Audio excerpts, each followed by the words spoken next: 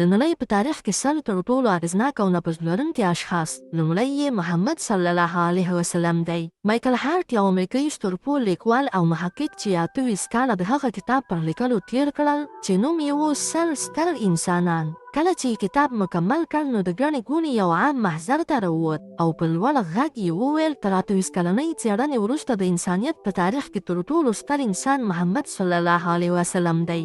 د لندن په دې عام محضر کې خلکو لاسونه پرې پړکول، د هغه د خبرو د قطع کولو په پار یې نارې وهلې، خو ده خپله خبره پوره کړه او ویې ویل محمد صلی الله علیه وسلم په 611 کال کې د مکې په یو واړه کلي کې ودرېد او خلکو ته یې وویل چې زه تاسو ته د الله له لورې راستول شوی رسول یم چې په هغه وخت کې پرې 4 کسانو ایمان راوړ، یوه یې مېرمن، یو یې ملګری او 2 ماشومان وو.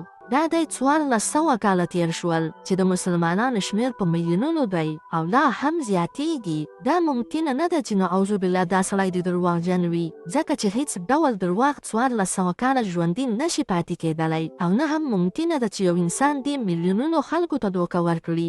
بله خبره دا چې دومره زمانه تیره شوه او په میلیونونو مسلمانانو د هغې کلمې لپاره قربانۍ ورکړې کومه چې د هغوی نبي راوړې ده. آیا یو مسیحي هم شته چې داسې وکړي؟ خبره یې په داسې حال کې پوره کړه چې پر ټوله غونډه کې ژوره خاموشي خپره شوه او په همدې وخت کې نوموړی ترې روان شو. نن هم که تاسې د ګوګل په لټون کې د نړۍ تر ټولو غوره او اغېزناکو اشخاصو اړوند لټون وکړئ، د ټولو سر کې به د دروند شخصیت محمد صلی الله علیه وسلم نوم راځي. داسې شخصیت چې 1400 کاله وروسته هم تر ټولو غوره انسان بلل کیږي.